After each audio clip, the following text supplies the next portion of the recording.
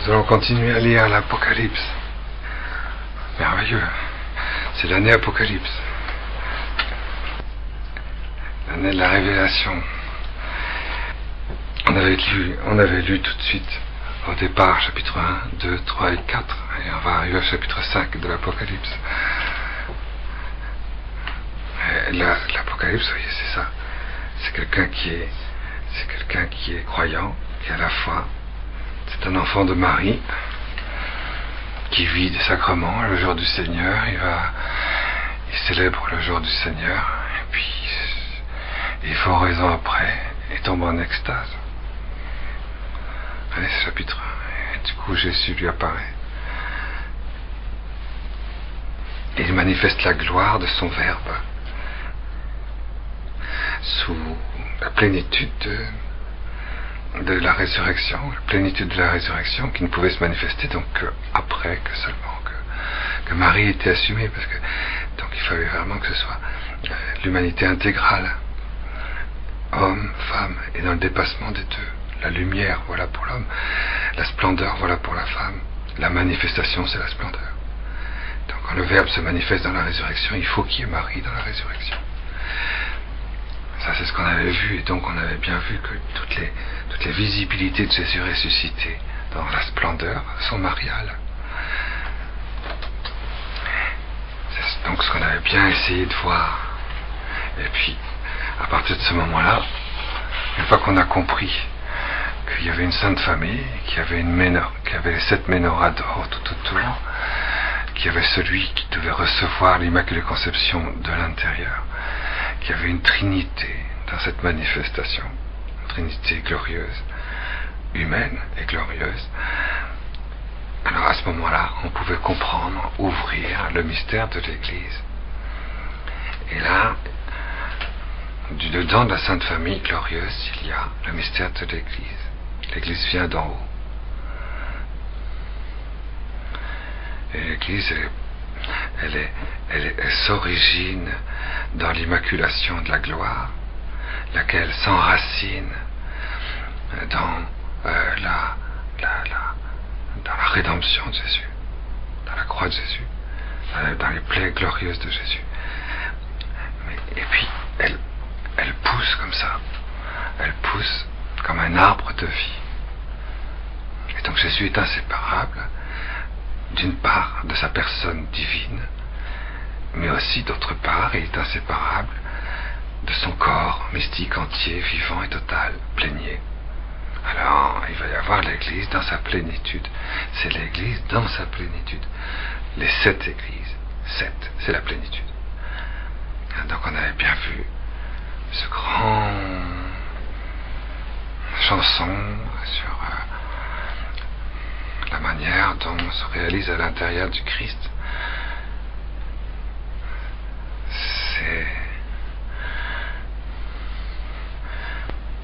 C'est lutte, quoi. C'est lutte victorieuse d'ailleurs, hein. C'est lutte victorieuse contre le mal, parce que toute lutte, comme celle de la croix d'ailleurs, aboutit à la résurrection. L'Église s'enracine dans l'Église est une manifestation de la résurrection, mais elle s'enracine dans la lutte du Christ sur la croix. Et donc dans sa plénitude, ce sont des luttes. L'Église dans sa plénitude, c'est un mystère de lutte parce que c'est son enracinement. Mais sa manifestation profonde, elle est glorieuse, et son cœur profond est dans les récompenses à celui qui entend ce que l'Esprit dit aux Églises. Je donnerai un nom nouveau. Il sera une colonne dans le temple de mon Dieu. Je mettrai sur lui le nom de mon Dieu, le nom d'Élohim, le nom de la cité de mon Dieu, et le nom nouveau. Enfin, pour les 7 églises, il y a à chaque fois 7 récompenses. Les 7 fruits. L'Église, c'est ça, c'est le fruit de Dieu. Le fruit que Dieu va cueillir. Alors, nous sommes, au fond, le réceptacle, le tabernacle des 7 églises de l'Apocalypse. Chacun d'entre nous. Nous sommes le tabernacle de l'Église dans sa plénitude. C'est beau ça de voir ça, hein, dans l'Apocalypse. C'est comme ça que c'est écrit dans l'Apocalypse. Alors, une fois qu'on rentre dedans, par la réalité, hein, pas par l'imagination, hein, pas par l'imagination, je m'imagine que...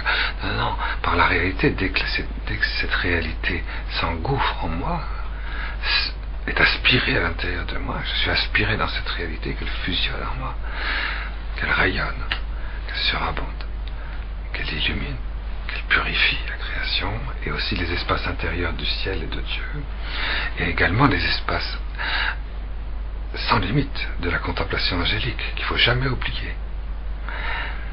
Donc les 5 à la fois. Alors à ce moment-là, il y a quelque chose qui s'ouvre. Et on rentre dans le... On en est arrivé là. Hein. À ce moment-là, quelque chose qui s'ouvre. Alors voici. Si tu arrives jusque-là, il y a un dépassement qui va s'ouvrir. Une porte va s'ouvrir. Voici. Va. À ce moment-là, ici, regarde. Je vis, alors. Saint Jean dit. Voilà, il est déjà en extase. Hein. Et de l'extase, on peut dire que porte s'ouvrir. Il va être il va avoir une vision. Donc il y a un ravissement à l'intérieur, spirituel à l'intérieur de l'extase.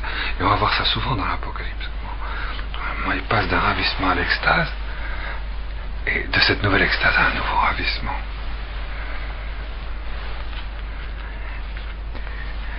Alors évidemment, quelquefois on voit on peut dire que bon, oui, bien sûr, on peut lire tout ce qui est de la révélation, peut se lire sous des angles très très variés, hein, on est d'accord, ça c'est vrai.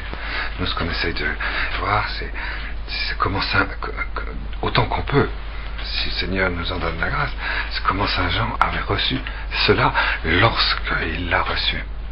Vous comprenez? Après, comment c'est interprété par les successeurs, vous savez, un peu moins bien. Comment l'arrière-grand-père, l'enseignement de l'arrière-grand-père retenu par l'arrière-petit-fils, ça...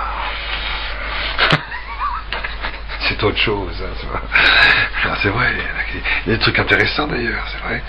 On dit, ben, après tout, c'est vrai, l'Église, voilà, d'abord, elle a connu les mêmes étapes que Jésus.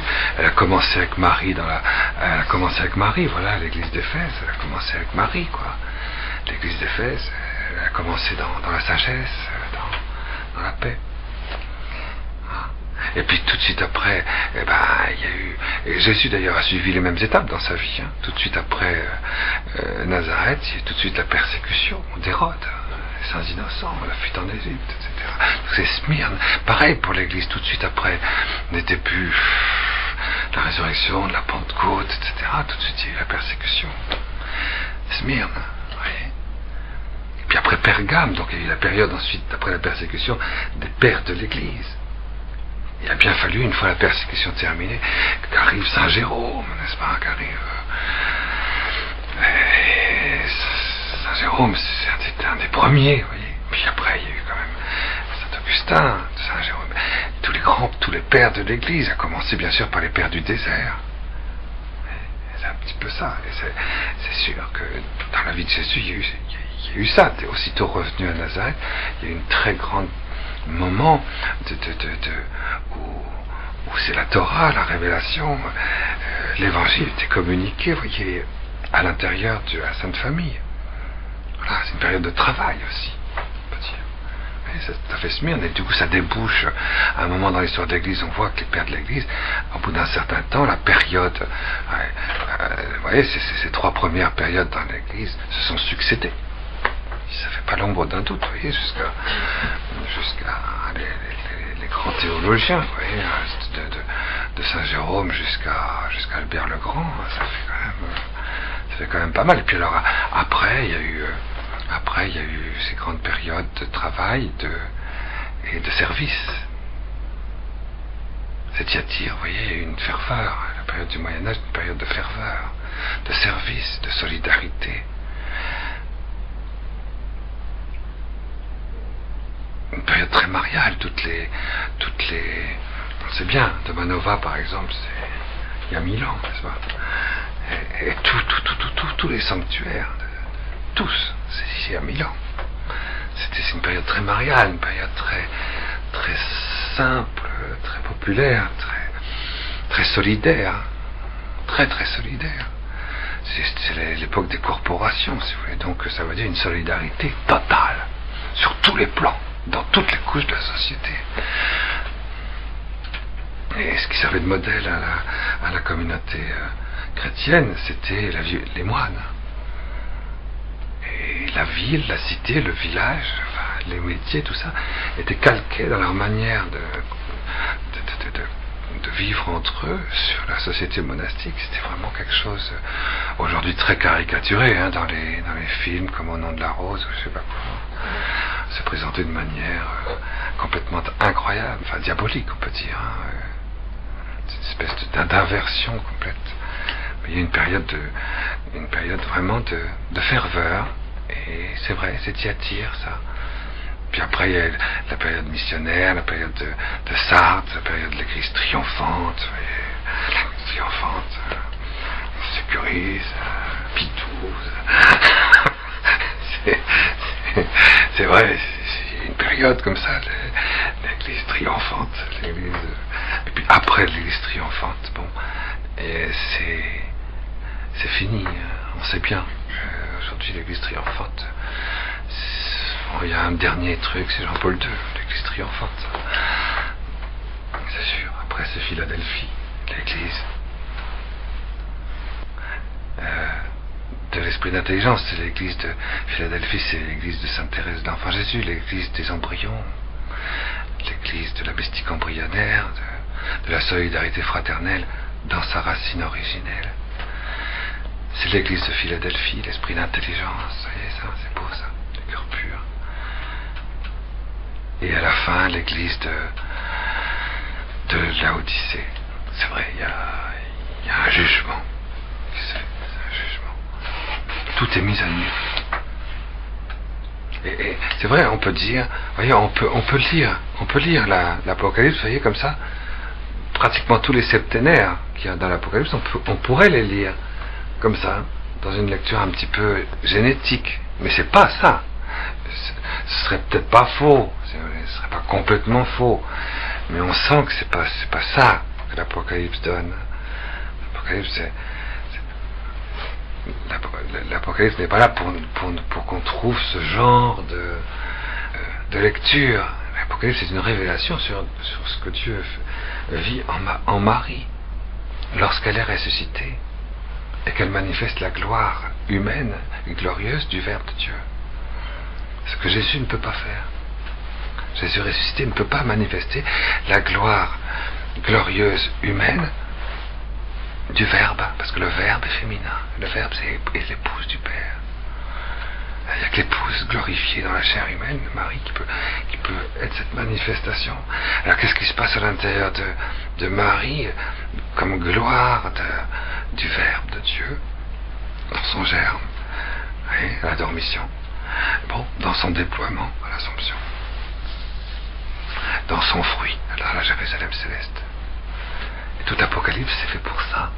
Pour voir Marie, il ne faut pas oublier que Marie, elle a été donnée par Jésus crucifié à Saint Jean, et donc à lui, prêtre éternel, Jésus, à travers le cœur le sacrement qu'il a donné à Saint Jean. Et donc Marie est livrée, était déposée dans tous ses secrets intérieurs à ce prêtre-là, vous comprenez? C'est ça. Donc arrivée au ciel, c'est normal, l'Apocalypse, qu'elle continue à livrer ses secrets, et c'est ça l'Apocalypse, ses secrets intérieurs de révélation. C'est évidemment l'interprétation principale de l'Apocalypse. Après, on peut faire des interprétations, vous voyez, des électrons libres, vous voyez. Alors oui, c'est vrai, l'Église au début, c'était ça, puis après ça a été persécution, puis après ça a été truc. Donc vous voyez, là, on devrait être à peu près là. Oui, d'accord. Enfin bon, hein, le bienheureux Althusser, n'est-ce pas, quand il interprète l'Apocalypse, il va dans cette direction. Hein, c'est un petit peu l'électron libre, vous voyez, très lointain. C'est normal, il ne savait pas ce que c'était les responsabilités, il ne savait pas ce que l'Église n'avait pas encore défini l'Immaculée Conception, ni l'Assomption, ni rien du tout. Alors donc évidemment, c'était pas donné, c'est vrai.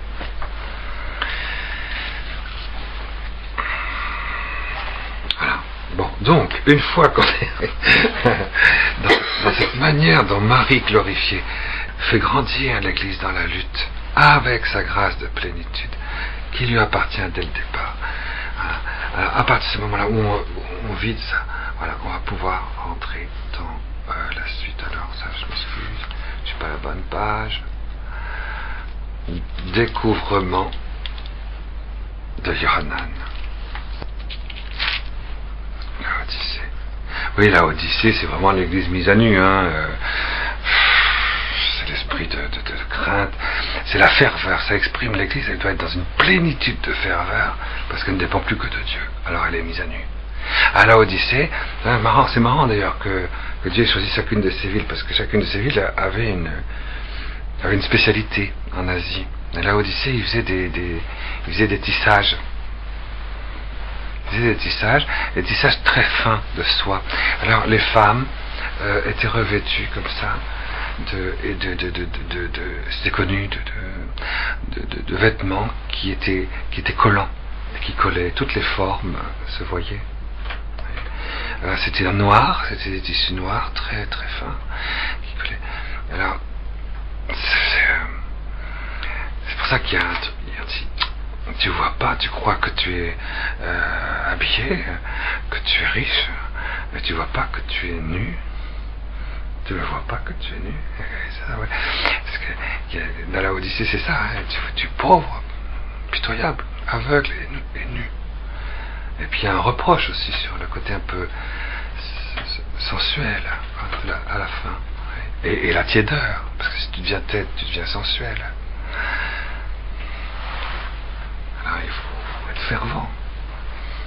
Et ceux qui sont fidèles, ceux qui ne tombent pas dans le sensible, c'est en même temps, quand la religion devient trop, quand vous vivez spirituellement du religieux de manière trop sensible, eh ben vous devenez ça veut dire que vous êtes dans une société qui est, elle, sensuelle. C'est la réponse religieuse à une société sensuelle, c'est une religion du sensible. C'est le problème d'aujourd'hui, c'est évident. C'est un des problèmes d'aujourd'hui. Tous les problèmes d'aujourd'hui, il y en a 7 problèmes aujourd'hui. Mais c'est les 7 églises, parce que les 7 églises, c'est à chaque moment. Bon, mais, vous voyez, là, c'est quand même la ferveur. La ferveur, ça implique, attends, maintenant, il faudrait peut-être que tu vois clair, que tu te guérisses la vision, parce que tu te prépares à la vision béatifique. Toutes les richesses de grâce que tu as, c'est pas des richesses de grâce, c'est une pauvreté. La seule richesse de la grâce, c'est la pauvreté, c'est la nuit obscure de l'âme, la nuit accoisée de l'âme. Et il faut rentrer, c'est l'église de la ferveur et de l'esprit de crainte de Dieu. Dieu vient venir, il n'y a plus que Dieu qui fait tout, et nous on fait rien. C'est l'église instrumentale. Elle n'a pas à s'estimer riche de quoi que ce soit. C'est l'église du jugement. Tout va être mis à nu. Il ne dépend plus que de Dieu, c'est tout. C'est beau ça. Alors chacune des églises, alors d'autres interprétations, voilà, quand vous faites oraison, vous pouvez faire oraison en disant, voilà, vous pouvez, un autre électron libre. Je vais prendre les 7 églises à la suite, vous voyez. Voilà, je vais prendre, allez, j'ai 70 minutes d'oraison, ou allez, 1 heure d'oraison, donc je vais prendre cette fois, 56, je vais prendre 8 minutes sur chaque église, n'est-ce pas? Voilà, c'est beau ça de faire ça. Je vais prendre de l'Apocalypse, je vais lire tranquillement, et je vais prendre, et je vais vivre d'abord de l'esprit de sagesse, avec Éphèse, l'esprit de force de Marie, ce que Marie nous donne dans la manifestation du Verbe, quand ça se manifeste en plénitude dans nous. Puis après, je vais prendre les 5 minutes suivantes, avec Bargame, avec la science de Dieu. Puis après, avec la ferveur, avec la plénitude. Je me suis dans les bras de la maman, quoi. Je laisse Zézabel dehors. Plus de Zézabel, il n'y a plus que la maman, c'est tout. Etc. Vous voyez, puis je vais faire 5 minutes, vous voyez, c'est ça qui est beau, ça. C'est beau de faire ça. À ce moment-là, vous avez l'esprit de sagesse, d'abord l'esprit de force. Vous voyez, c'est les 7 dons du Saint-Esprit qui sont manifestés un petit peu ici, sous ce mode de voilà ce que j'attends de toi, Voilà pourquoi je suis content. Voilà la tentation dans laquelle tu es par rapport à ce don du Saint-Esprit. Et voilà le fruit que tu vas récolter si tu laisses libre l'Esprit de conseil de se répandre en toi avec la plénitude mariale et la plénitude de l'Église finale. C'est comme ça qu'on peut lire aussi les 7 églises. Vous voyez, on peut avoir pas mal de lectures des 7 églises, mais de tous les septénaires. Parce que l'Apocalypse, c'est une multitude de septénaires. Je ne sais plus combien il y en a. Je crois une quarantaine de septénaires. Donc, on a vu, quand le Christ apparaît, il y a 7 manifestations splendides et glorieuses de l'épouse. Dans l'humanité glorifiée du Christ qui apparaît. C'est beau ça. Tu vois, il y a 7 choses. C'est que des septénaires. C'est que de la plénitude qui est donnée. Alors on peut prendre, pareil, chacun de ces septénaires, puis prendre... C'est beau de faire oraison comme ça, quand on dit, moi je suis sec pour la raison. Je suis là et puis... je vois rien. Tu prends l'Apocalypse et on n'en parle plus. Vous comprenez? Parce que la parole, elle réalise ce qu'elle signifie. Tu le dis à haute voix pour que heureux celui qui lit, et tu le lis à tous les enfants et ceux qui entendent, n'est-ce pas? Et alors du coup, tu le lis à haute voix. Heureux celui qui lit et heureux c'est-à-dire ceux qui entendent. Tu ne peux pas le lire, tu vas le lire au monde angélique. On va voir ça dans l'Apocalypse. Il y a des choses qui sont clairement exprimées que quelque part l'Église glorieuse va plus loin que la vision béatifique des anges. Et donc les anges sont attirés dans leur raison chrétienne pour rentrer dans la gloire de l'épouse. Ils connaissent dans l'épouse la lumière de la vision béatifique dans la face du Père, mais ils ne connaissent pas la gloire de l'épouse. Alors les anges sont attirés dans notre raison. Il faut comprendre qu'on a un rôle d'unification avec Marie. C'est notre rôle à nous. De toute la création, monde angélique, le monde spirituel, et le monde de la matière, pour faire entrer, à partir de la Jérusalem spirituelle que nous sommes, dans la Jérusalem glorieuse en plénitude, ce que la Jérusalem glorieuse est dans la Sainte Famille glorieuse. Vous savez, là, un résumé de l'Apocalypse. C'est beau ça. Alors évidemment, on peut faire oraison, je vous dis, en disant, à mi-voix comme ça, sachant qu'on le dit à un ange. Quand vous parlez à un ange, il faudrait que je vous apprenne à parler à un ange. Puisque vous êtes des néophytes. Vous savez ce que c'est que des néophytes? Vous savez, il y a des catéchumènes. Les catéchumènes, c'est ceux qui ne sont pas encore baptisés et qui ne savent rien. Alors, ils n'ont rien et ils ne savent rien. Alors, c'est des catéchumènes. Ils n'ont rien puisqu'ils ne sont pas baptisés. Et ils ne savent rien parce que, par définition... Voilà. Mais une fois qu'ils sont baptisés, ils ont quelque chose. Mais ils ne savent toujours rien. Alors on dit, ou du moins ils ne savent pas grand chose, ils savent mais ce ils ne connaissent pas. Bon, donc deux non plus. Alors feu, ils ne connaissent pas non plus. Alors bon, alors alors regarde, mais ils ne savent pas grand chose. Bon, alors on appelle ça des néophytes, n'est-ce pas? Des néophytes. Vous êtes des néophytes, n'est-ce pas? Bon. Bon, on est tous des néophytes à côté de Saint Jean, c'est évident. À côté de Saint Jean, après l'Assomption, on est des néophytes, je veux dire. Bon, sauf des exceptions, évidemment.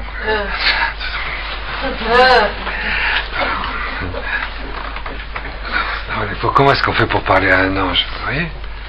Nous, moi, je suis là, je vais parler à un ange. Un ange, c'est une contemplation. Difficile, hein? De parler à un ange. Un ange, c'est une contemplation. Oui, il est où, l'ange? Il n'y a pas de lieu pour un ange. La contemplation n'a pas de lieu. Moi, je suis dans un lieu, je suis dans un corps. Je suis sur la terre. Même au ciel, je serai encore dans mon corps. Et mon corps, c'est mon lieu. Et comme je fais partie de tout un ensemble, même au ciel, je serai dans un lieu. Parce qu'un ange n'a pas de corps, donc il n'a pas de lieu, c'est une contemplation. Alors, où est-ce qu'il est l'ange? Ne cherche pas où est-ce qu'il est, il n'a pas de lieu. C'est une contemplation. C'est une contemplation personnelle, c'est quelqu'un qui est une personne, c'est une personne vivante, mais qui n'a pas de lieu. C'est extraordinaire. C'est pas inouï ça. Hein? Oh, rencontrer son ange, qu'est-ce que c'est beau. Qu'est-ce que c'est beau. Parce que il est dans sa contemplation ce que ma sainteté est dans l'incarnation. Ton ange gardien, je parle. Parce que ton ange gardien n'est pas en contemplation ce que je suis de mon incarnation, puisque justement c'est ton ange gardien à toi. C'est ta sainteté à toi, mais du point de vue de la contemplation, sans lieu. C'est-à-dire vaste, une vastitude, sans limite. C'est ce que tu es dans ta sainteté, mais dans une vastitude sans limite, purement contemplative. C'est ça ton ange. Mais les autres anges aussi sont dans une vastitude sans limite, puisqu'ils n'ont pas de lieu, vous voyez. Ah, alors quand tu vis quelque chose de très fort, c'est tout petit. C'est très fort, mais c'est tout petit. Tu conjoins ça à ton ange, et ce truc est tout petit, parce que c'est toi. Ce que tu vis, c'est tout petit. C'est microscopique ce que tu vis. Quand tu fais un acte de foi, de pauvreté, tu dis, je vous salue Marie. Tu mets ça dans ton... C'est un tout petit point, c'est un tout petit point. C'est un point. Même au microscope, tu verrais que c'est encore plus petit que tu ne le penses. Eh ben, c'est tout petit, tu le conjoins à ton ange gardien, et lui, il donne une vastitude sans limite. C'est étonnant, ça. C'est étonnant, ça. Hein? Et pourtant, l'ange, il a besoin de nous pour rentrer dans cette petitesse, pour pouvoir rentrer, justement, dans la gloire de l'épouse. La gloire du Verbe. Parce que le Verbe s'est incarné.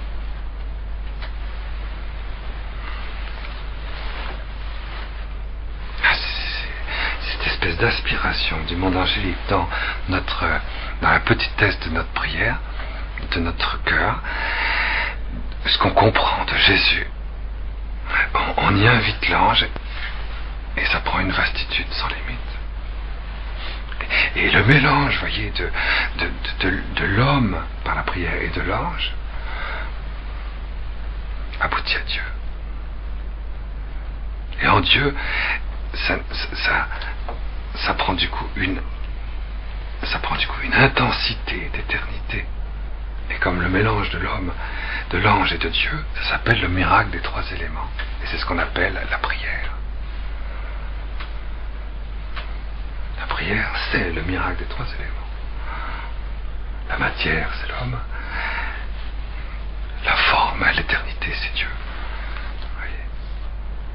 Et puis, l'ange. La pensée.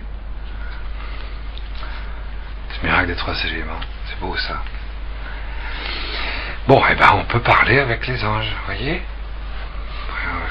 Vous dites à mi-voix, comme ça. L'ange, il ne peut pas dire à mi-voix.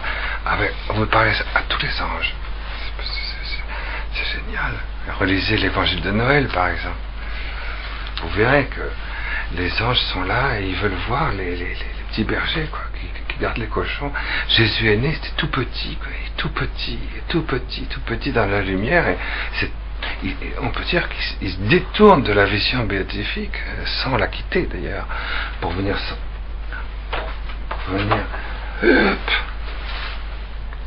donner, laisser Jésus les inviter à amplifier dans leur vastitude sa nativité à Noël dans la crèche.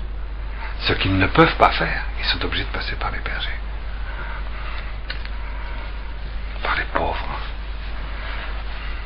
par nous, quoi. Mais les anges ont besoin de nous, vous comprenez? Alors c'est pareil pour les enfants. Les enfants, je peux parler aux enfants. Là, comme ça, ils donnent une plénitude de transparence, une plénitude d'innocence à ma foi. Je reçois l'Eucharistie, je le reçois de mon mieux, bien sûr, bon, même quelquefois avec un peu de tiédeur. Mais au moins je leur donne. Eux, ils le reçoivent avec une transparence et une innocence qui lui donnent tout son... Et donc, une plénitude d'innocence triomphante. On pourrait lire l'Apocalypse comme ça, pour chaque septénaire, voyez. Pour chaque septénaire. Voilà, plénitude d'innocence, plénitude de vastitude. Pour Marie, plénitude d'immaculation, plénitude. Pour Jésus, etc. Et on verrait les 7. Si le petit chose que j'apporte, la petite pierre blanche que j'ai comme David dans sa fronde, là, toute petite pierre, hop, je la mets dans le cœur de Jésus, je la mets dans le cœur des enfants, je la mets dans le cœur des anges, je la mets dans le cœur du Créateur, je la mets dans le cœur de la matière, de l'univers. Et les 7 toujours. Hein. Alors on pourrait lire comme ça l'Apocalypse, en prenant les 7. Hein? Encore un électron libre. Remarquez bien que si on prend l'interprétation johannique, c'est-à-dire c'est Marie qui dévoile à Saint Jean, c'est Dieu l'Esprit Saint qui dévoile à Saint Jean ce qu'il vit à travers la gloire en plénitude de l'épouse ressuscitée et assumée, on va retrouver forcément toutes ces interprétations dont je suis en train de vous parler, forcément. Mais on ne peut pas prendre une séparément en disant c'est ça. Vous voyez, c'est ça que je veux dire. De toute façon, l'Apocalypse, c'est de toute façon génial. Bon, alors, c'est trop bien l'Apocalypse. Alors, nous en étions là, donc, hein.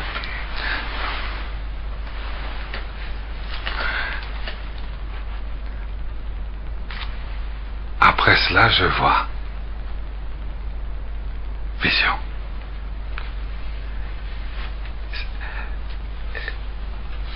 Et vois ici une porte ouverte dans le ciel. Une fois que je vis ça, la plénitude de l'Église, je peux être emporté dans un ravissement. C'est l'esprit cette fois-ci, hein, parce que quand vous êtes en extase et qu'il y a un ravissement, c'est votre esprit qui est emporté. C'est pas pareil, vous voyez la différence entre un ravissement et une extase, hein, non? Et le vol de l'esprit, vous voyez les trois. Vous connaissez tous Sainte Thérèse d'Avila, la différence, n'est-ce pas? Vous avez l'habitude, donc il n'y a pas de problème. Alors donc, la voix, la première que j'entends me parler, la voix, la première que j'entends me parler comme un chauffard, comme une trompette, dit monte ici. Je te montrerai ce qui va advenir après cela. C'est un vol de l'esprit, vous comprenez, puisque on est dans la plénitude du corps mystique entier vivant de Jésus. Mais il y a quelque chose qui est au-delà de la plénitude du corps mystique de Jésus entier. Quelque chose qui est au-delà. C'est forcément un ravissement, un vol de l'esprit. C'est en même temps un ravissement et un vol de l'esprit. Vous voyez, c'est sûr ça. Après cela, c'est pas après 5 minutes après, hein. C'est après, au-delà de cela.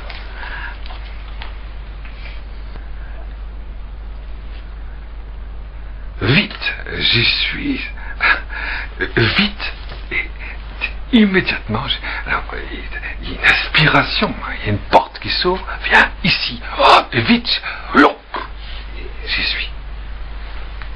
Et vite, j'y suis en esprit. J'y fus en esprit. Immédiatement, j'y fus en esprit.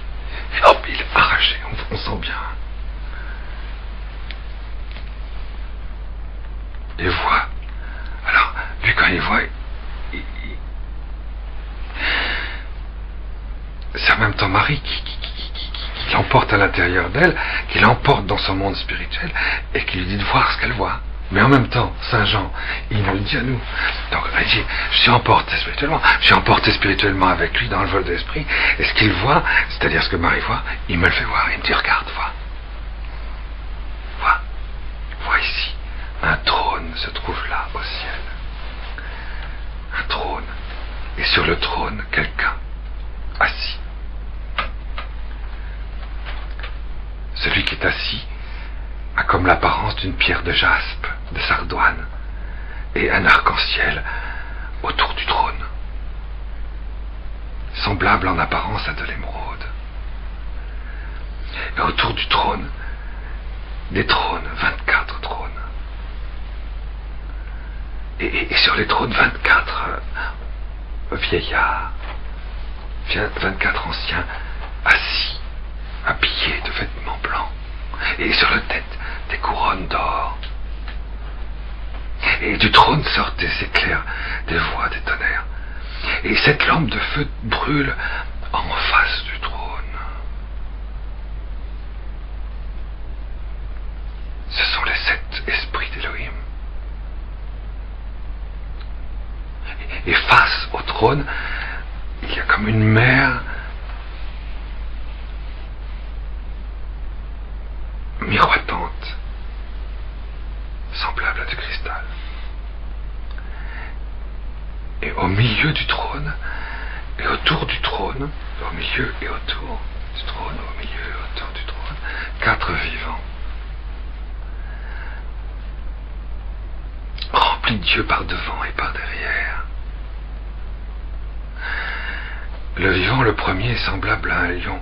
Le second vivant est semblable à un taureau, un petit taureau. Le troisième vivant a face d'homme. Le quatrième vivant semblable à un aigle en plein vol. Les 4 vivants, un à un, ont chacun 6 ailes. Ah, pour la première fois, il n'y avait pas 7.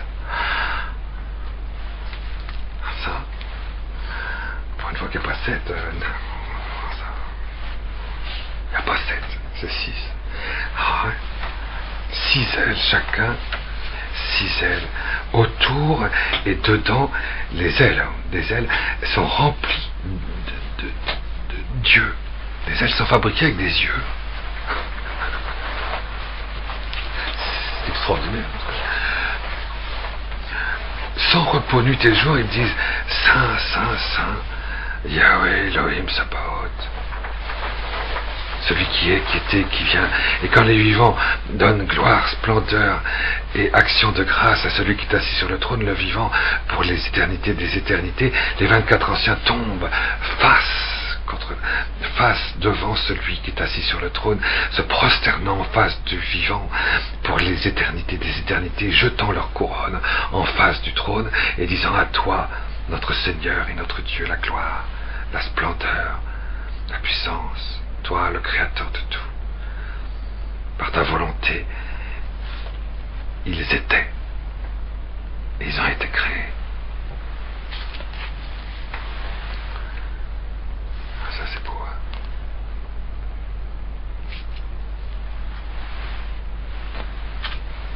Bon, vous avez tout compris.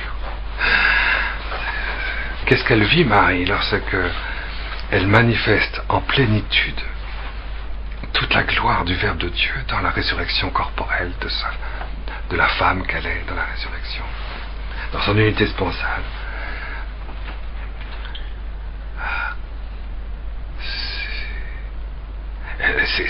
C'est beau parce que faut comprendre ce que c'est que la sponsalité de Marie dans la résurrection. C'est la nouvelle Ève et le nouvel Adam qui vivent une seule chair glorieuse. Et la gloire de la résurrection de Jésus, c'est Marie ressuscitée. Pourquoi? Parce que la personne de Jésus, c'est l'épouse du Père. Le Fils de Dieu, c'est l'épouse du Père. Si bien que quand Marie est introduite dans il y a une humanité intégrale. Tout ce que vit Jésus dans la personne du Verbe, elle le vit à la gloire de sa résurrection. Et c'est pour ça qu'elle est reine. C'est pour ça qu'elle est, quelque part, elle est au-dessus de Jésus ressuscité. Mais le Verbe de Dieu est au-dessus d'elle, puisqu'elle est avant lui, avant elle. C'est facile à comprendre, elle est la mère de Dieu. Et quand la mère de Dieu ressuscite, elle devient la reine de Jésus ressuscité.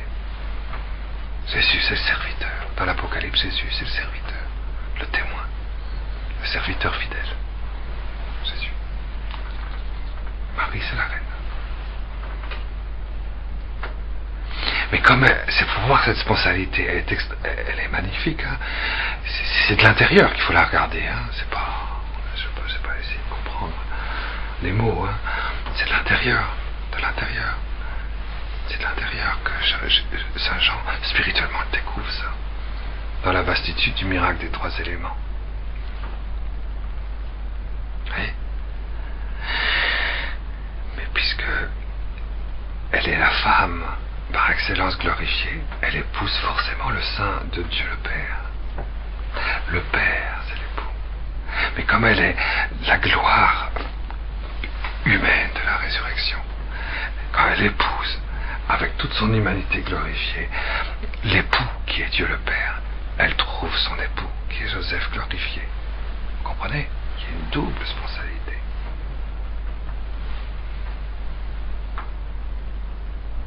Il y a 2 processions sponsales dans la gloire.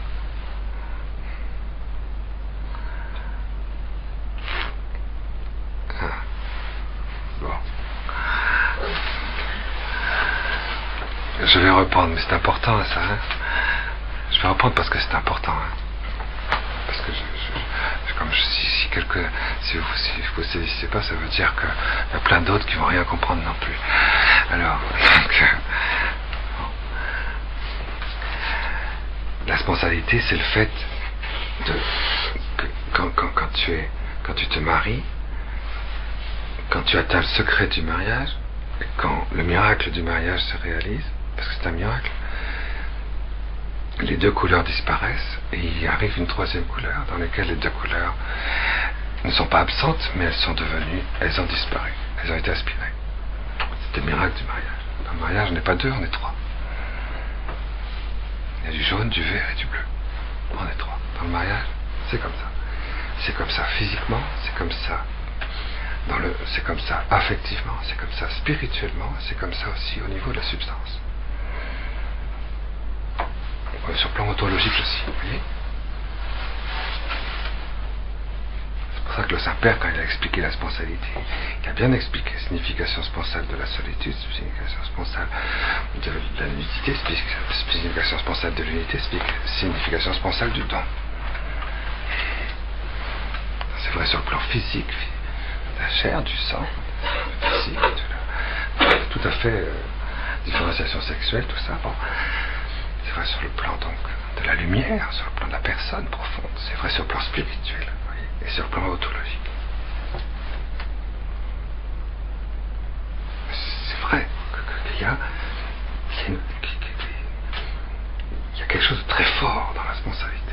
Donc quand Jésus ressuscité et Marie ressuscitée vivent cette communion dans une chair glorieuse en une seule chair, ils disparaissent tous les 2 dans la spontanéité glorieuse qui se manifeste dans l'apparition du chapitre 1 de l'Apocalypse. Bon, ça, je crois que c'est clair pour tout le monde. Hein. Ça se contemple, ça. Hein, je veux dire, ça s'expérimente. Si vous voulez le contempler, il faut d'abord l'expérimenter. Quelqu'un qui n'a pas aucune idée de ce que c'est que la signification sponsale du corps, il ne comprend rien à ce qu'on dit là, évidemment. Un homosexuel ne pourra jamais comprendre ça. Jamais. C'est impossible. Strictement impossible. Parce qu'il faut en faire l'expérience. Et le jour où par une grâce de Dieu, vous faites l'expérience spirituelle de ça, vous êtes immédiatement guéri de votre homosexualité. Pas besoin de faire 20 ans de cure. Hein. En 1 heure, vous êtes guéri. Ah, c'est sûr. Moi, je l'ai vu. C'est sûr, tu découvres la signification sponsable, c'est terminé. Alors, bon, ça n'a strictement rien à voir avec le chapitre 4. Mais n'empêche que on est obligé on est obligé, quand même, Saint Jean est un peu plus évolué que Sodome et Gomorrhe, hein. C'est-à-dire que nous. Bon, donc, nous, c'est Sodome et Gomorrhe. C'est tout ce qui va être détruit par le feu. Alors, donc, quand la gloire de la personne, de la seconde personne de la très sainte Trinité se réalise dans la résurrection physique de Jésus. Elle ne se déploie dans leur responsabilité, elle ne se déploie que à travers l'Assomption. Parce qu'il faut que ce soit la plénitude de l'humanité, de l'épouse qui soit manifestée. Donc ça c'est clair, hein, je crois qu'on avait déjà bien vu ça. Hein. Donc, voilà. Donc c'est une première responsabilité entre la nouvelle Ève et le nouvel Adam. Ils ont disparu tous les deux dans une seule résurrection. Et c'est la résurrection glorieuse du Verbe de Dieu. Mais le Verbe de Dieu, c'est l'épouse dans la très sainte Trinité. Et le Verbe de Dieu, lui, il vit dans l'unité de l'époux et de l'épouse, c'est-à-dire du Père et du Fils, une responsabilité éternelle avant la création du monde. Donc Marie, aussitôt, est aspirée dans le sein du Père à vivre, à être épouse de la première personne de la très sainte Trinité, qui est époux. Mais comme elle est corporellement glorifiée dans le Christ, elle est corporellement glorifiée dans le Christ, il faut bien qu'elle trouve cette responsabilité pour y joindre sa plénitude dans un époux qui trouve lui-même à l'intérieur de lui une gloire d'affinité avec sa gloire physique humaine, et c'est Saint Joseph glorifié. Vous pouvez tourner dans tous les sens, c'est impossible autrement. Donc quelque part, donc il y a deux processions sponsales dans la gloire de la résurrection. Et c'est pas du tout la même chose.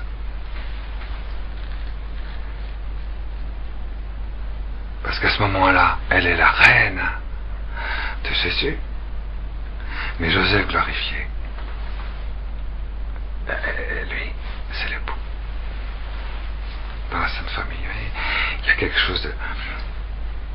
Si le Père passe à travers lui, et donc la Sainte Famille glorieuse, c'est très très étonnant, hein, c'est vrai, hein, parce que c'est très très étonnant, ils sont 5, vous voyez, il y a 5 personnes, le Père, le Fils, le Saint-Esprit, Marie et Joseph. Petit secret très simple pour comprendre pourquoi 5 est le chiffre de la vie divine.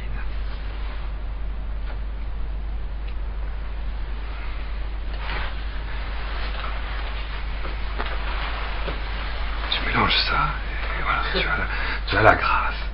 Quand tu te plonges là-dedans, tu es là-dedans, ça y est, tu fais comme Obélix, tu te plonges dans la potion magique. Quand tu es enfant, tu rentres là-dedans, ça y est, tu as la grâce. Moi je suis tombé là-dedans quand j'étais petit, donc ça va tout seul. Ouais. Pas plus besoin de me donner des énergies.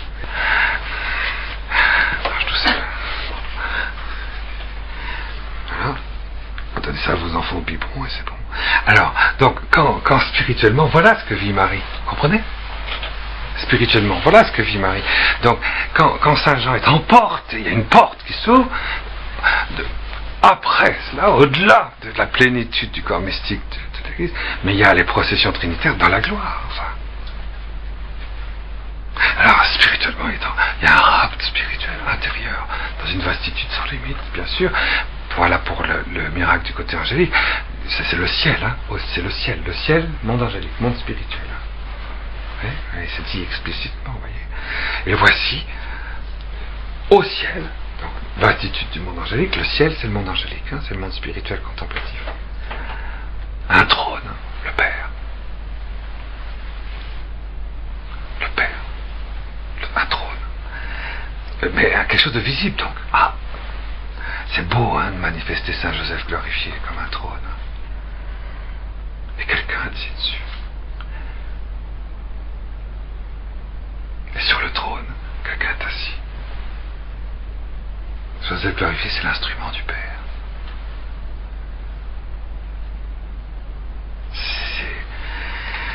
C'est magnifique. Hein.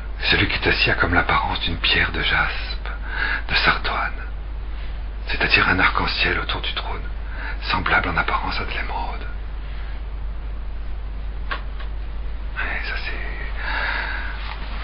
jaspe, sardoine, émeraude. Ça, ce sont des pierres précieuses, vous voyez, qui sont. Il y en a 3, vous voyez. C'est normal parce que dans le Père, il y a Joseph. Dans Joseph et dans le Père, dans le Père, il y a le Verbe, et il y a Jésus. Dans le Père, il y a toutes ces sponsalités dans l'Esprit Saint. Donc il va y avoir ces 3 émeraudes. Tout est fabriqué avec ces 3. Et en plus, c'est comme une espèce de... C'est au ciel, hein, c'est spirituel. Dans une vastitude incroyable. Et avec les 7 couleurs de l'arc-en-ciel autour du trône. Toute l'alliance est dans les mains de Joseph glorifié. Toute l'alliance du éternel. Semblable en apparence à de l'émeraude. Oui. Oh. Jaspe, je crois que le jaspe c'est quelque chose. Ça dépend. Vous avez de la jaspe rose. Et la sardoine, c'est de quelle couleur? La sardoine, c'est de quelle couleur? C'est plutôt vert, hein? Ouais, c'est beau ça. Et l'émeraude, c'est plutôt... C'est vert. Il y en a des rouges aussi, des émeraudes. Le rubis, là. Ah, le rubis rouge. Ouais. Mais moi, il me semble que c'est 3 nuances de vert, les 3, hein? Les 3 sont des nuances de vert, hein? Parce que... Du vert foncé, du vert... Il me semble que c'est des nuances de vert, ça c'est des nuances de vert, c'est du vert. C'est la grâce, hein, le vert, hein? Le vert, c'est la vie divine. La vie divine. Et en fait, mais à travers du minéral, donc, qui se reflète en transparence dans la matière. Et c'est pas des petits trucs d'émeraude comme ça, gros comme nos émeraudes qu'on porte sur les bagues. Non. C'est des émeraudes sans limite. Vous voyez? C'est la matière, le Père se manifeste dans la matière. Et ça, c'est l'alliance. Saint Joseph, vous voyez, c'est beau, Joseph glorifié. Hein? Il y a une deuxième sponsalité avec Marie, qui se vit spirituellement. Et Saint Jean qui est amené va devenir petit à petit avec l'Église, le fils de la Sainte Famille glorieuse. Pour la mise en place du corps spirituel, vous voyez. Alors, c'est beau, autour du trône, il y a 24 vieillards. Ah, autour du trône, donc il y a, et autour du trône, il y a des trônes, il y a 24 trônes. Ah, alors 24, bon, c'est facile, hein, 24 trônes, ça représente 2, toujours, hein, les chiffres, c'est très facile, les chiffres. 2, c'est la deuxième personne de la Très Sainte Trinité, et 4, c'est l'incarnation. Donc le Verbe, 2, 4, incarné. Donc le trône du Verbe incarné. Donc, vous savez, le trône du Père, et qui enveloppe le mystère de l'incarnation. Dans le mystère de l'incarnation, 24 vieillards. Dans le mystère de l'incarnation, ou si vous préférez 3 x 8, 888, 8 plus 8 plus 8, 3 x 8, 24. Vous savez bien que le chiffre 888, c'est le chiffre clé de la Bible. C'est le chiffre clé. Si vous ne devez connaître qu'un seul chiffre dans la Bible, pour sa signification, c'est le chiffre 888. Souvent les gens ne connaissent que le chiffre 666, mais tu ne connais que ce à quoi tu ressembles, hein, de toute façon. Alors, c'est 888. 888, c'est 2 x 4, vous voyez, le Verbe incarné dans les 3 dimensions de l'homme. 888, c'est le chiffre. Le Ret, c'est la 8e lettre de l'alphabet, c'est le chiffre du Messie. Vous voyez ? Dans le divin, dans le spirituel de la lumière de l'homme, et dans la chair, et dans la matière. Il est plénitude de Dieu, plénitude de la gloire de la création. dans ces trois dimensions. 888, c'est le Christ glorifié. Et bien le Christ glorifié, eh bien, porte en lui le Père. Parce que autour du trône du Père, il y a les 24 vieillards, le trône du Christ. Et il porte, c'est ce qu'il dit, qui me voit le Père. Le Christ, l'incarnation, porte le Père. C'est beau ça de voir ça. Que je suis apporté. Ça fait comprendre beaucoup de choses, hein. Remarquez bien, dans ce qui s'est passé dans l'embryon, dans Jésus enfant, etc. Quand il portait le Père, jusque dans cette dimension d'émeraude.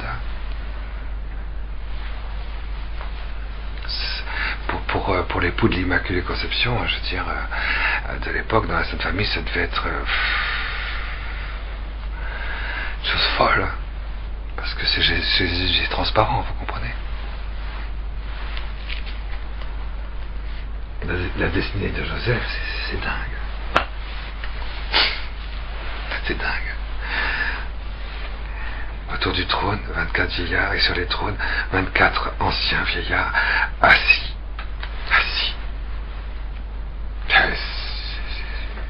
C'est Dieu. Habillés de vêtements blancs, c'est le prêtre. Jésus est prêtre. C'est la résurrection, et c'est sacerdoce de Dieu.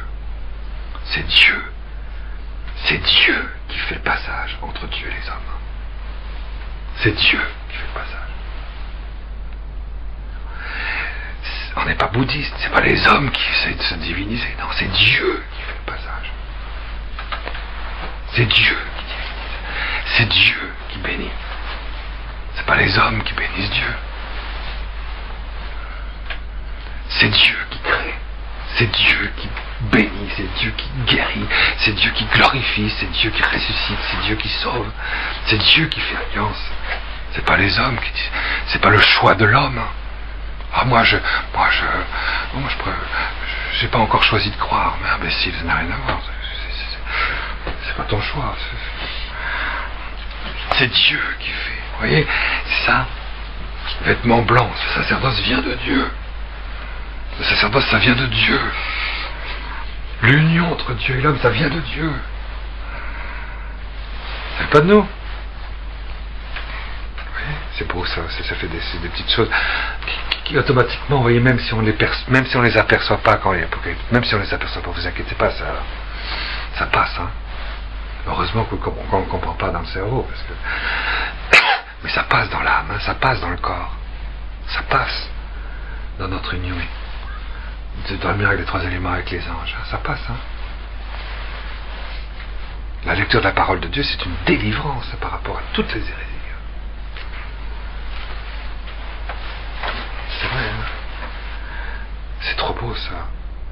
Et sur leur tête, leur contemplation, la royauté, c'est un sacerdoce royal de charité. C'est la royauté, c'est la sainteté du Saint-Esprit qui fait leur contemplation, qui fait la contemplation du Christ. Du trône sortent des éclairs. Et bien du trône, c'est-à-dire du trône de Saint Joseph, enveloppé du Père glorifié, enveloppé de Jésus glorifié, tu te rends compte, ça fait 7 couronnes, vous voyez, 24 couronnes, enfin on peut l'arc-en-ciel, tout ça, c'est une alliance, tout ça se mélange, et du coup, hein, l'unité de l'époux et de l'épouse, eh ben, ça donne quoi? Ça fait l'unité de l'époux et de l'épouse, ceux qui sont mariés le savent bien, l'unité de l'époux et de l'épouse, ça fait des éclairs, des voix et des tonnerres, vous voyez, ça c'est bien connu. Sur des éclairs, des voix et des tonnerres. L'Esprit Saint, le Saint-Esprit procède de l'unité du Père et du Fils. C'est l'Esprit Saint qui était exprimé sous cette forme. Pourquoi? Parce que les éclairs, l'Esprit Saint est fulgurant comme l'éclair. Les voix, il exprime une présence totale. Tout est à nu dans l'Esprit Saint, dans sa présence. Et en même temps, des tonnerres parce que c'est très puissant. C'est en même temps fulgurant, en même temps c'est une présence totale, toute nue, et puis en même temps c'est de l'unité sponsale. Hein. Et en même temps, c'est très puissant. Voilà ce que Marie contemple. Et ce qu'elle fait dans son union avec Jean, il voit. Et du coup, il dit, vois, toi aussi. Voici. Alors, on voit ça. On voit ça. On vit ça. Mystère de l'incarnation, les 24 vieillards. On voit ce que la foi de Marie et la justice de Joseph leur ont mérité dans la gloire éternelle.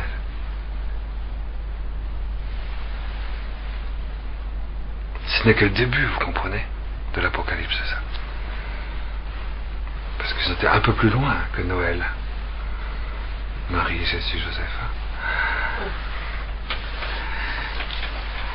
Mais ça, c'est très très beau, hein. En face du trône. Mais oui. Alors, oui, des voix, des tonnerres. 7 lampes de feu brûlent en face du trône. Alors, c'est des flammes c'est la flamme parfaite, l'incendie absolu. Feu. Qui brûle, face à face. Donc, quand on dit face à face, ça veut dire, c'est je vois de l'intérieur la gloire. Face à face, c'est de l'intérieur, proston, théon, donc du dedans, face. Il n'y a pas de traduction en français pour proston, proston tronouille. On est dedans et on est face, vous voyez. Je suis dedans et je vois. C'est du dedans que je vois, mais je vois parce que je suis. C'est du dedans que je vois, et je suis dedans et je vois. Vous voyez, quand vous contemplez Dieu, vous faites pas comme ça. Non, vous ouvrez les yeux, c'est du dedans que vous voyez Dieu. Mais vous avez les yeux ouverts, mais vous le voyez. Vous êtes dedans. Vous le voyez. Je vois Dieu. Je veux voir Dieu. C'est du dedans, proston, le Saint-Esprit, lui, il est donc dedans le trône. Mais face au trône. À l'intérieur, si vous voulez. Les orthodoxes disent, c'est une péricorèse, la péricorésis.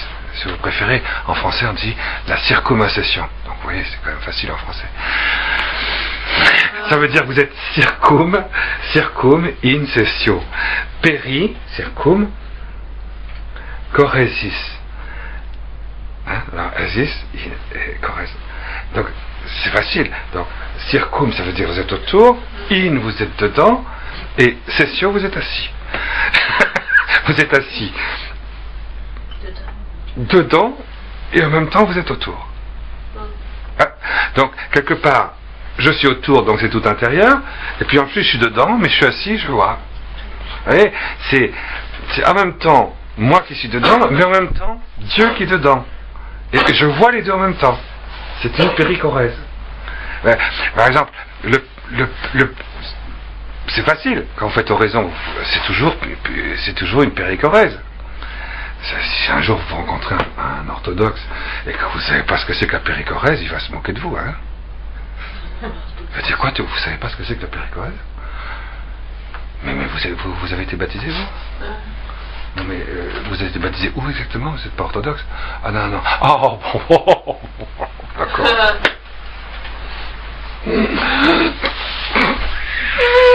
Ah, péricorèse. Oui, j'ai été éduqué chez les protestants. Ah, d'accord. C'est pire que les néophytes, là. Hein. Bon, alors donc, il faut un sacré nettoyage. Donc, la péricorèse, vous vous rappelez, la circumaccession. Hein. Bon, c'est l'Esprit Saint, il est là dans la dedans. C'est un incendie. Et ce sont les 7 esprits de Dieu. L'Esprit Saint. Oui, c'est le texte dit lui-même, c'est le Saint-Esprit. Et en face du trône, comme une mer miroitante de miroir, un miroir, une mer qui est comme une espèce de miroir, semblable à du cristal. Vous voyez comme c'est beau ça, ce que Marie vit dans cette double sponsalité à l'intérieur du Saint-Esprit. Quand elle vit cette double sponsalité, c'est l'Esprit Saint qui est là. Alors, elle est l'épouse du Saint-Esprit. Et ça se manifeste sous cette forme. C'est une mer de cristal sans limite, de l'intérieur, sur lequel la gloire du Père, la gloire du Verbe, la gloire du Saint-Esprit peut se refléter dans Jésus et Joseph, et à travers Jésus dans le Verbe, à travers Joseph dans le sein du Père. C'est beau ça, hein? Et comme ça le Père se glorifie. grâce à Marie, épouse du Saint-Esprit. Et l'épouse du Saint-Esprit, c'est quand même autre chose encore. Donc il y a bien une triple sponsalité pour Marie. C'est ce que dit saint Thomas dans la Somme. Marie vit une triple sponsalité au ciel. Saint Thomas d'Aquin, vous voyez. C'était le catéchisme élémentaire du XIIIe siècle, du XIVe siècle. Tout le monde savait ça. Tout le monde contemplait ça. Faut pas dire qu'au Moyen-Âge, ils étaient bêtes. Bon, Sodome et Gomorrhe, c'est normal qu'on soit devenu très très grossier. Alors, en face du trône, une mer, au milieu maintenant du trône, et autour du trône, 4 vivants remplis de Dieu par devant et par derrière. 4 vivants. 4 vivants. Ah oui, le vivant, le premier vivant est semblable à un lion, le second vivant est semblable à un petit taureau. Alors, et puis le visage d'homme, et puis l'aigle en plein vol. Ah, vous voyez bien ça quand vous voyez dans les églises, vous voyez toujours ces 4 représentations, dans toutes les églises pratiquement. Ça représente les 4, parce que le Verbe s'est incarné, et il y a cette... Comment est-ce qu'on pourrait dire ça? Et c'est incarné pour proclamer l'évangile, et c'est pour proclamer la gloire de Dieu le Père, pour proclamer la vie, pour donner la vie du Père.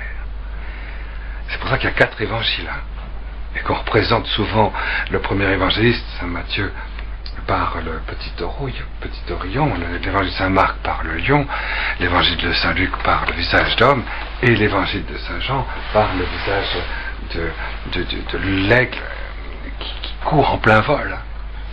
Pourquoi? Parce que le Christ, lorsqu'il se manifeste, et qu'il donne la vie, lorsqu'il donne le pardon,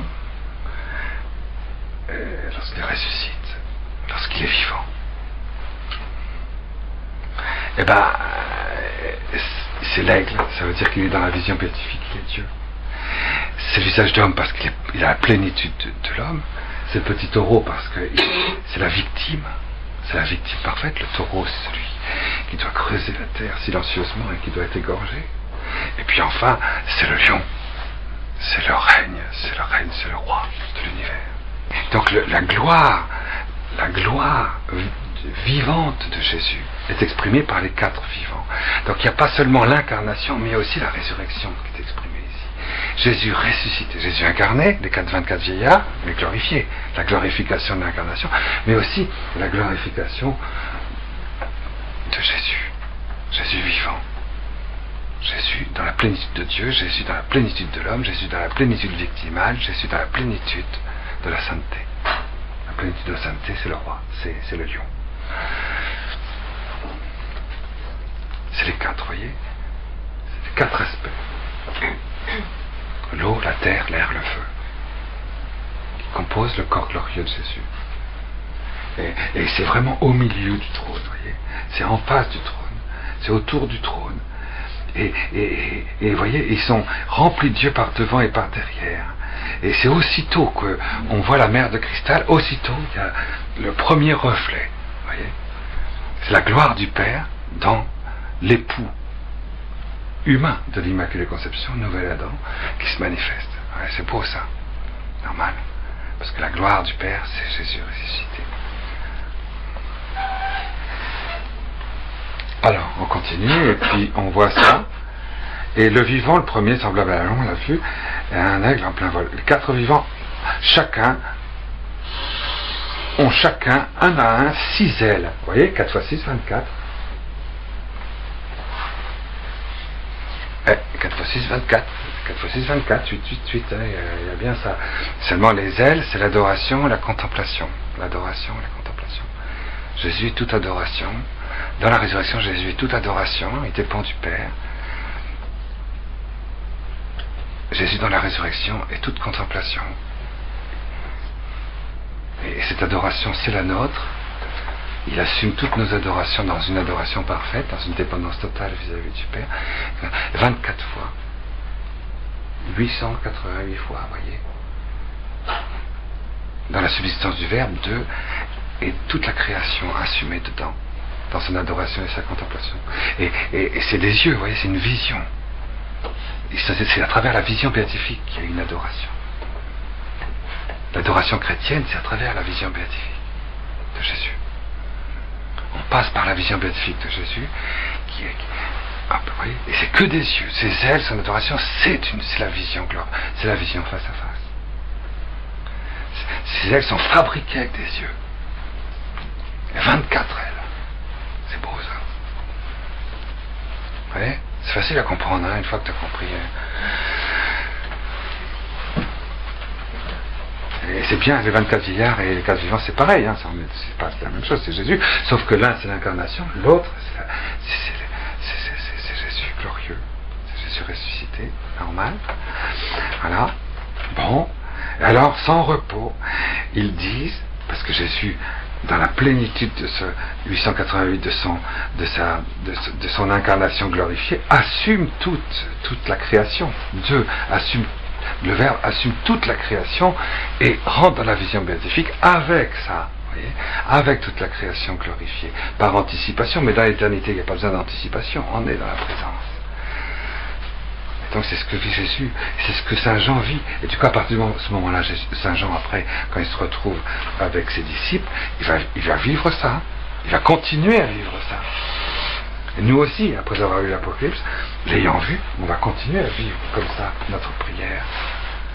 Vous voyez?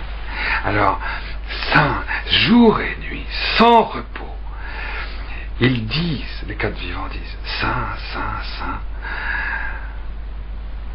Yehovah, Elohim, Sabaoth. Hein? Et normalement, quand on assiste à la messe, normalement, tu assistes à la messe, quand on dit Saint, Saint, Saint est le Seigneur, Sanctus, Sanctus, ben ça vient de là. Normalement, c'est Jésus, c'est les 4 vivants. Les 24 ailes remplies de yeux, fabriquées avec des yeux, qui dedans à l'intérieur du trône voient le Père et glorifient le Père, se glorifie dans sa personne de Verbe et disparaît dans l'unité des deux pour glorifier l'Esprit Saint. Saint pour le premier, Saint pour le second, Saint. Yehovah, Elohim, Sabaoth.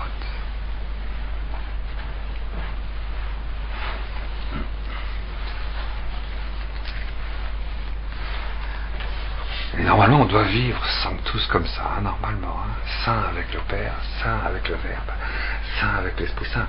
Mais c'est toute la création qui est inspirée en nous à le dire, hein, dans la vision. Alors, du coup, on apporte, vous voyez, par notre prière sur la terre, on apporte à la vision béatifique de Jésus ressuscité cette amplitude-là.